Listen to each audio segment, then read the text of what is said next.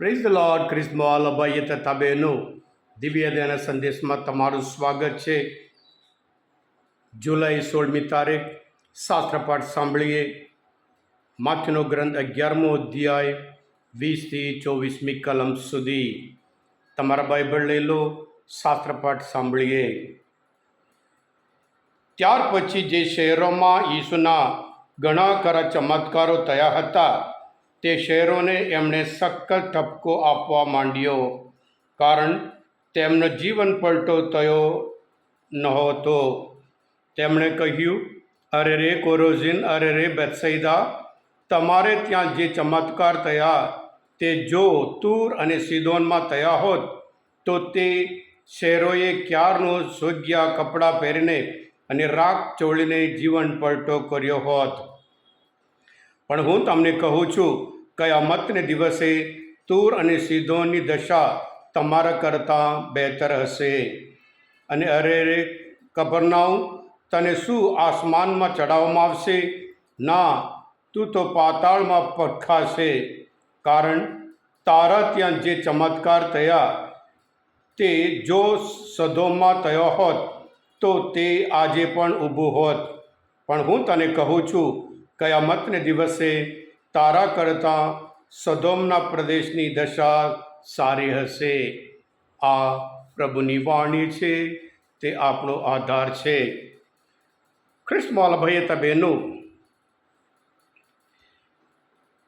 પ્રભુ ઈસુ આ શહેરોમાં પ્રત્યે બહુ અફસોસ વ્યક્ત કરે છે. કોરોઝીન બાઇબલમાં એકમાત્ર એક જગ્યાએ કહેવામાં આવે છે, નામ લેવામાં આવે છે. બીજા આપણે જાણીએ છીએ બેથસૈદામાં એ પીતર, ફિલિપ, આંદ્રિયા બધા ત્યાંના છે. અને ત્યાં જે આંધળા માણસને ચમત્કાર, ઘણા બધા ચમત્કાર થયા હતા. લોકોએ પ્રભુ ઈસુનો સંદેશ સાંભળ્યો, ચમત્કાર જોયા હતા, પણ એમના જીવનમાં કોઈ હૃદય પલટો નથી, કોઈ પરિવર્તન નહીં, વિશ્વાસ નથી. અને એવી રીતે કફરનાઉમ પણ આપણે જાણીએ છીએ ઘણા બધા ચમત્કાર થયા હતા. આ બધા શહેરોમાં ચમત્કાર થયા, પણ પરિવર્તન નહીં, હૃદય પલટો નથી. પણ તૂર અને સીદોન એ નાશ પામ્યા હતા. એટલે પ્રભુ કહે છે, રાજા અલેક્ઝાન્ડર દ્વારા પ્રભુ કહે છે, કદાચ આ જે ચમત્કાર તારે ત્યાં થયા હતા, ત્યાં કદાચ તૂર અને સીદોનમાં થયા હોત, આજે પણ એ શહેર આજે ઊભો હોત.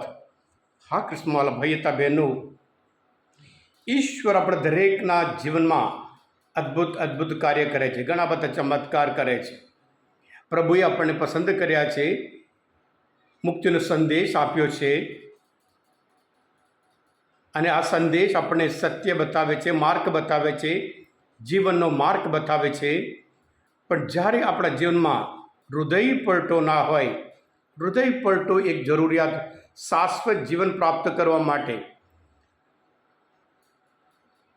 હૃદય પલટો એક જરૂરિયાત વસ્તુ છે. હૃદય પલટો વગર આપણે પાપોની કબૂલાત કરતા નથી. જ્યારે આપણા પાપોની કબૂલાત કરીએ અને ત્યારે ઈશ્વર પાસે સમાયા છીએ, ત્યારે જ આપણે વધુ અને વધુ ઈશ્વરના આશીર્વાદ, શાંતિ અને આનંદ પ્રાપ્ત કરી શકીએ.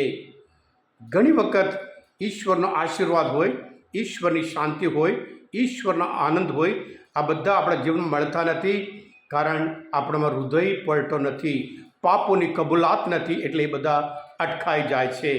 આપણા પાપ અને પાપોની કબૂલાત, આ બધા જે આશીર્વાદ હોય, જે કૃપા હોય, જે ચમત્કાર હોય, એ બધું અટકાઈ રાખે છે. એટલે આપણે પણ પ્રભુના સંદેશ સાંભળી પ્રભુ પર દ્રઢ વિશ્વાસ રાખીએ અને પ્રભુના વચન ઉપર વિશ્વાસ રાખીએ, અને સાથે સાથે આપણે પાપોની કબૂલાત કરીએ, જેથી કરી પ્રભુ જેવી રીતે આ શહેરો પર અફસોસ વ્યક્ત કર્યો હતો અને આપણા પ્રત્યે અફસોસ વ્યક્ત નહીં કરે. દર્શનના ગ્રંથમાં પ્રગટીકરણમાં 3 અધ્યાયમાં 15મી કલમમાં આપણે વચન વાંચીએ છીએ, તારા કાર્યોથી હું વાકેફ છું, તું ઠંડે નથી તેમ ગરમે નથી, તું ઠંડો કે ગરમ હોત તો સારું, એમ કરીને આજે પણ ઘણા બધા ખ્રિસ્તીઓ પ્રભુના વચન સાંભળી કોઈ પરિવર્તન નહીં, ઠંડુ પણ ગરમ પણ નહીં, લુકવામ કહેવાય, કોઈ અસર નથી, અસર વગરના એ ખ્રિસ્તીઓ, આવા લોકો પ્રત્યે પ્રભુ ઈસુ બહુ અફસોસ વ્યક્ત કરે છે. હા સ્મોલ ભાઈ હતા બહેનો, આજનું આ મનન ચિંતન શાસ્ત્રપાઠ સમજવા માટે, પ્રભુ ઈસુને સારી રીતે ઓળખવા માટે મદદરૂપ થયા હોય. દિવ્યદાન સંદેશ તમે પોતે સબસ્ક્રાઈબ કરજો અને બીજા માટે પણ ફોરવર્ડ કરજો, જેથી કરી તેઓ પણ પોતાની પાપોની કબૂલાત કરે અને એમના જીવનમાં હૃદય પલટો ભરે અને વધુ પ્રભુની કૃપા એમના જીવન પણ જરૂર મેળવે. પ્રભુ ઈસુ, હું તમારામાં વિશ્વાસ રાખું છું, તમે બધા આશીર્વાદિત છો, અભિષિક્ત છો. God bless you all.